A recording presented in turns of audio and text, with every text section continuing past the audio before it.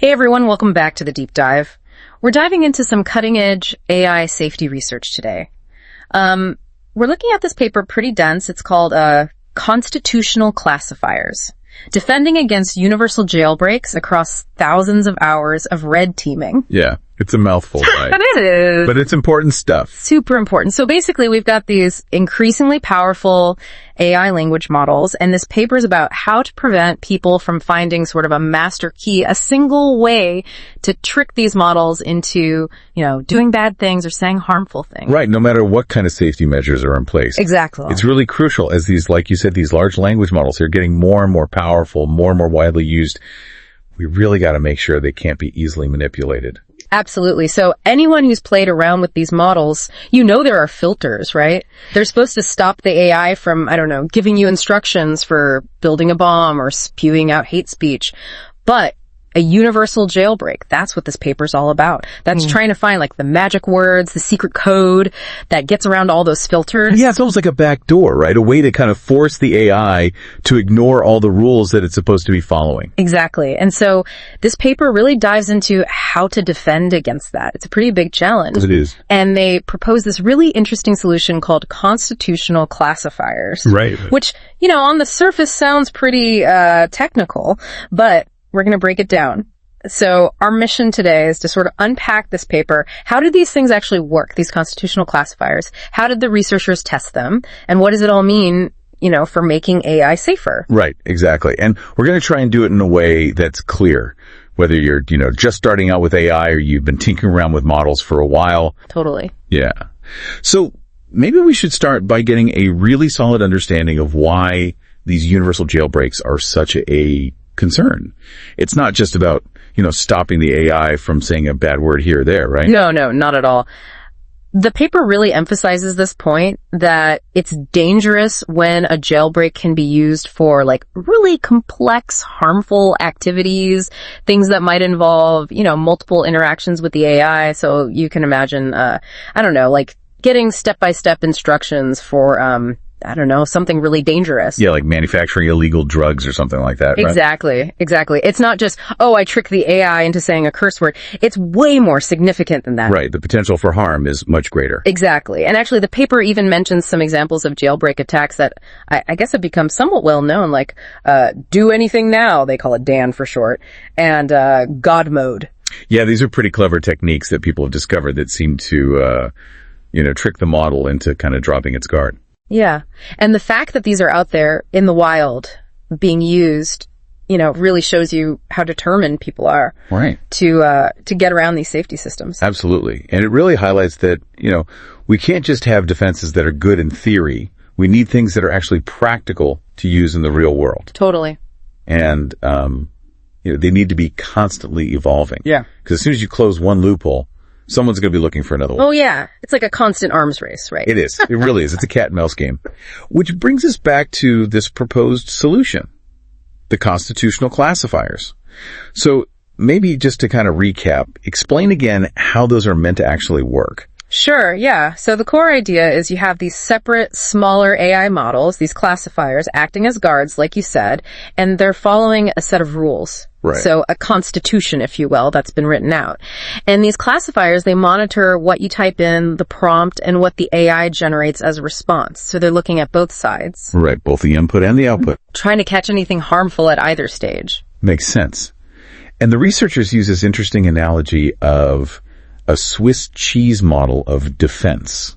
Oh, yeah. Can you explain that a little bit? I love that analogy. Yeah. So think about a slice of Swiss cheese. It's got holes, right?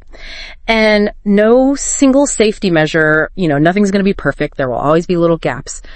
But if you stack multiple slices of Swiss cheese together, the holes don't line up. Right, exactly. So something might slip through one layer, but it's probably going to get caught by another layer. Yeah. And it's the same idea with these classifiers. They're like multiple layers of protection working alongside that main language model. Makes a lot of sense. So let's talk about the constitution part of this, constitutional classifiers. Yeah. What exactly is this constitution? What does it look like? And how does it actually guide the classifiers? Okay. So the Constitution, basically it's a set of rules. They define what's okay and what's not okay. But the really cool thing is they're written in plain English. Oh, interesting. Just like we're talking right now. And that gives the system a lot of flexibility. Because if a new kind of harmful behavior pops up, you could, in theory, just update the Constitution. You add a new rule to specifically address that. So that's how it adapts. That makes a lot of sense. Perfect. So instead of having to retrain this massive AI system every time you find a new threat, you can, in principle respond much more quickly. Yeah. Just by tweaking these rules. Yeah. But how do those, plain language rules actually get turned into something the AI can work with? Right. So that's where this really clever idea of synthetic data generation comes in. They use the Constitution, the researchers, to prompt other large language models to create examples, both of harmful content, stuff that violates the rules, and also harmless content, stuff that follows the rules. Oh, okay. So it's kind of like saying to a helpful AI, hey, based on this rule, don't give instructions for making explosives. Give me some examples of prompts and responses that would be bad and some that would be good. And that creates this big labeled data set. Tons of examples that can then be used to train the constitutional classifiers. So it's like a training manual, essentially. Exactly, yeah. And the language model is actually helping to generate the training data based on the manual. Right. That's really cool. The paper also mentions using benign data pools and data augmentation. What are those and what do they do? Okay, so benign data pools, that's basically just a huge collection of safe, everyday text, harmless stuff. And including that kind of data when you're training these classifiers, it helps them get a better sense of what isn't harmful. Okay. Which is just as important as knowing what is harmful. Right, of course. Because it helps reduce those false positives. Like when the classifier incorrectly flags something that's perfectly safe as dangerous. Right, right. And then data augmentation, that's where you take the existing data, both the harmful and the harmless examples, and you create slightly modified versions of it. You might reword things, add little variations. Okay, yeah. And the goal there is to make the classifiers more robust, right? Less likely to be tricked by small changes in how a harmful request is phrased. So, if someone asks how to make a bomb versus build an explosive device, the augmentation helps it recognize that both are bad. Exactly. It's about recognizing that intent, no matter how it's phrased. That makes a lot of sense. Now, the paper also highlights a specific feature of their output classifier. They call it streaming prediction. Can you tell us what that is and why that's valuable? Yeah, so this is a really practical feature. Basically, instead of waiting for the AI to generate its entire response and then checking it, an output classifier with streaming prediction, it looks at the content piece by piece as it's being generated. Oh, interesting. So it's constantly monitoring. Okay. And if it sees something harmful, it can immediately stop the AI right there. Okay, so it's like a real-time filter. Exactly, yeah. It's like, nope, that's going too far, and cuts it off right there. Right. Which is really crucial for something like a chatbot. Yeah, absolutely. You don't want the AI to finish a whole long, harmful response before it gets flagged. Right. So, okay, they built this system, these constitutional classifiers, but the big question is, how well does it actually work in the real world? Mm-hmm. And to answer that, they did this huge red teaming experiment. What was involved in that? So this was a massive effort. They essentially launched this challenge, invited hundreds of people to try to break their system. Wow. And these weren't just, random people. These were security researchers, people who are experts at finding weaknesses, what they call red teamers. Okay, so like professional hackers, essentially. Yeah, pretty much. Oh. And to make things even more interesting, they offered significant cash rewards, up to $15,000 for anyone who could find what they called a universal jailbreak. So they were really serious about testing this. Mm-hmm. And what did they ask these red teamers to do specifically? Okay, so the main goal was to try to get the AI, protected by the constitutional classifiers, to reveal harmful information.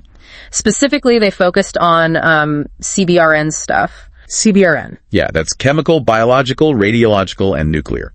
Really dangerous stuff. Okay, yeah. The paper actually lists 10 specific harmful questions that they used for this evaluation.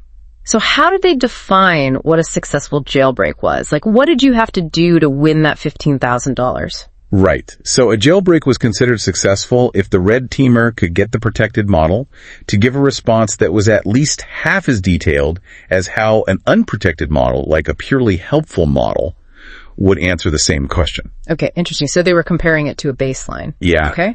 They also had a stricter benchmark, where the protected model had to give a similar level of detail to the unprotected one. Gotcha. And to make sure this was all fair and objective, they used an automated system to evaluate the responses. So like an AI judging an AI. Pretty much, yeah. Yeah. They used an AI to grade how much harmful information was present in the responses. That's interesting. Yeah, it's a really cool approach. It is. So after all that effort, after thousands of hours of like really smart people trying to break this thing with a big financial incentive, what were the results? Did they find anything? Well, the main finding is actually really impressive. Okay. Despite all that effort, nobody was able to find a universal jailbreak that worked consistently across most of those target questions. Wow, that's pretty significant. It is, yeah. Even when they used that stricter benchmark where the protected model had to be just as detailed as the unprotected one, nobody managed to succeed on more than 6 out of the 10 questions. So pretty strong evidence that these classifiers are working. Yeah, exactly. Now, the paper does mention one case where it initially seemed like someone had found a universal jailbreak. What happened there? Right. So this is really important. It shows you how, security is about more than just the AI model itself. It's about the whole system. So in that case, the problem wasn't actually with the classifiers themselves, but with how the system was set up. Okay. There was a bug that allowed a few extra words to slip through even after the classifier had flagged the content as harmful. So a technical glitch. Yeah, exactly. Like a loose wire, that kind of thing. So the classifiers were working, but the system around it wasn't perfect. Right. Okay, that makes sense. So what kinds of, attack strategies did these red teamers actually try? I imagine they had to get pretty creative. Oh, they did. They used all sorts of clever techniques, like multi-turn conversations, trying to subtly guide the AI toward harmful topics over a back and forth exchange. Okay, yeah. They tried few shot attacks where they'd give the AI a few examples of, how to bypass safety measures right in their prompt. Oh, interesting. They even tried role playing. They'd ask the model to pretend to be a character that might be more willing to give up harmful information. Sneaky. Yeah. So were any of those successful? Well, they did find some limited success, but the researchers noticed something interesting. A lot of the successful attacks seem to be targeting not the classifiers themselves, but the way success was being measured. Oh, interesting. So gaming the system. Exactly. They'd use things like, paraphrasing a harmful question in a way that sounded harmless on the surface, or they'd generate these really long, rambling responses. And because of that, the evaluation system would sometimes pick up on key words, even if the response wasn't actually giving useful, harmful information. So it's like they were exploiting loopholes in the grading process rather than actually finding a way to bypass the safety measures. Yeah, that's exactly what the researchers concluded. That's fascinating. So after this red teaming exercise, they then moved on to improving the system and thinking about how it could actually be used in a real product, right? Yeah. Yeah.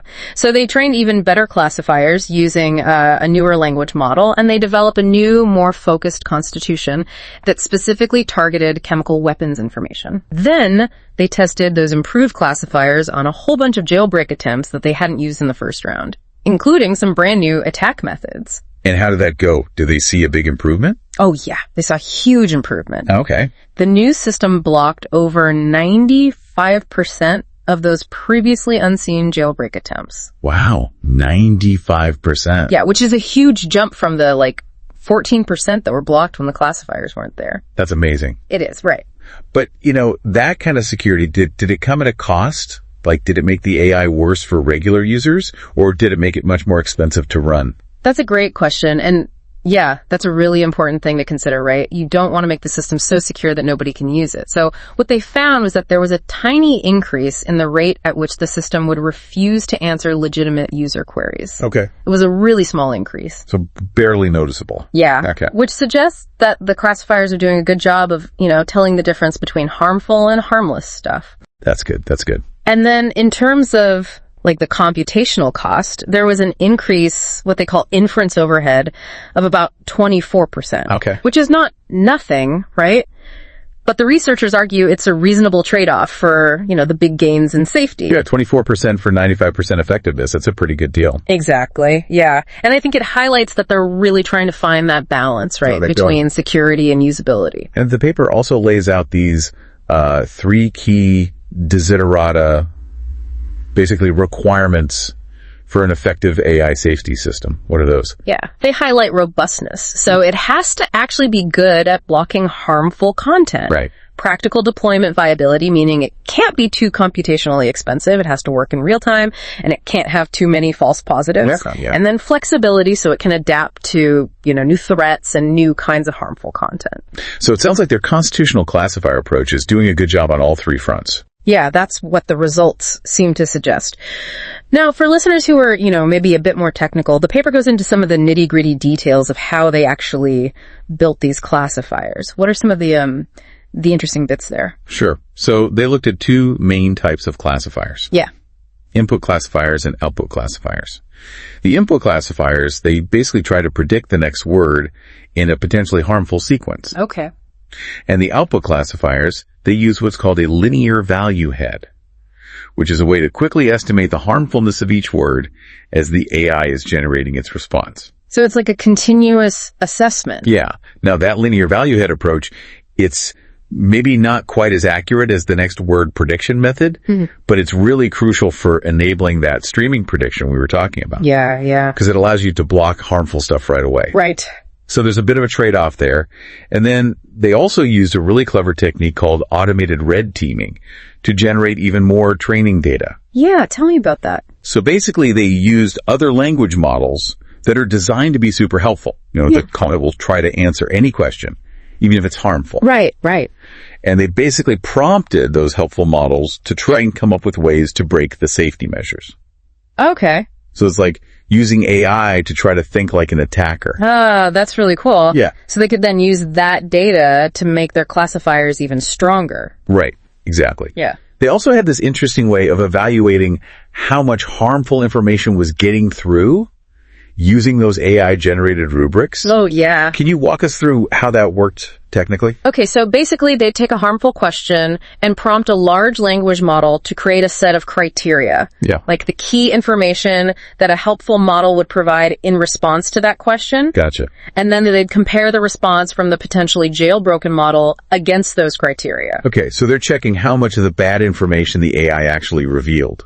Yeah, exactly. And that gave them a way to objectively measure how harmful the response was, instead of having a human read and judge every single one. That's smart. The paper also emphasizes the importance of using a harmless constitution. Oh, yeah. Why is it important to include examples of safe topics when you're training these classifiers? Well, think about it. If all you show the classifier is examples of bad content, it might get a bit overzealous. Right. It might start flagging anything that's even remotely risky, even if it's perfectly harmless. So you need to teach it what's normal too. Exactly. It's about teaching it that balance. And how about the initial setup of the models, like how they initialized them? Yeah. Did that affect performance? Yeah, they actually found that starting with a sort of a basic language model, one that hadn't been specifically trained to be super helpful or harmless, that tended to work better than starting with models that were already fine-tuned for those specific behaviors. Interesting. Why do you think that is? Well, the researchers think it's because by starting with a model that's less specialized, the classifier can more effectively learn those specific definitions of harm from the Constitution. Ah, okay. It's more of a blank slate. Exactly. It doesn't come in with any preconceived notions. Makes sense. And finally, how did they estimate that 24% increase in computational cost? So they basically looked at how many tokens those are, like the building blocks of text, how many tokens the classifiers needed to process in addition to the main model. Okay. And then they used estimates of the cost of processing each token from their API. Gotcha. So they were able to calculate the additional computational resources that were needed to run those classifiers. Right. So a very thorough and well thought out approach, it sounds like. Yeah, definitely. Of course, as with any research, there are limitations. Right. Always. What did they highlight? So they were pretty upfront about the limitations. First, their initial prototype sometimes refused to answer legitimate questions more often than they wanted, although they did improve that later on. Yeah, they did mention that. They also pointed out that, even though they did this huge red teaming effort, it's still just a snapshot. Right. There might be even more sophisticated attacks out there, especially if, the rewards for finding them were higher. Yeah, totally. And their evaluation method using those rubrics, it's useful, but it's not perfect. Yeah. And finally, their testing was mostly focused on a chatbot kind of setting, so how well these classifiers work in other situations is still an open question. Right. So it sounds like there's still a lot to be explored, but this is a really promising step forward. Absolutely. It's a really exciting area of research. So to kind of wrap things up, what are the key takeaways from our dive into this paper? Well, I think the biggest takeaway is that constitutional classifiers seem to offer a really effective way to address this problem of universal jailbreaks. Right. And they can do it in a way that's, practical for the real world. Absolutely. And for you, the listener, especially if you're into AI, understanding these kinds of safety mechanisms is going to be crucial going forward. Yeah, for sure. Because as AI gets more powerful, making sure it's used safely and responsibly is, super important. It is. This paper really highlights the power of using, clear rules and multiple layers of security to keep these AI systems in check. Right. And one final thought for you to ponder. Given that attackers were often more successful by targeting the evaluation methods rather than the safety measures themselves, how can we design better ways to evaluate AI safety in the future? Yeah, that's a great question. It's something to really think about. And what new kinds of attacks might emerge, specifically designed to target these constitutional approaches. Right. It's a really exciting area for future research. It is. So we encourage you to, keep exploring this topic, look into AI safety, red teaming, and, all the work that's being done to build safe and beneficial AI. Absolutely. Thanks for joining us for this deep dive. Yeah. Thanks for listening. And we'll see you next time.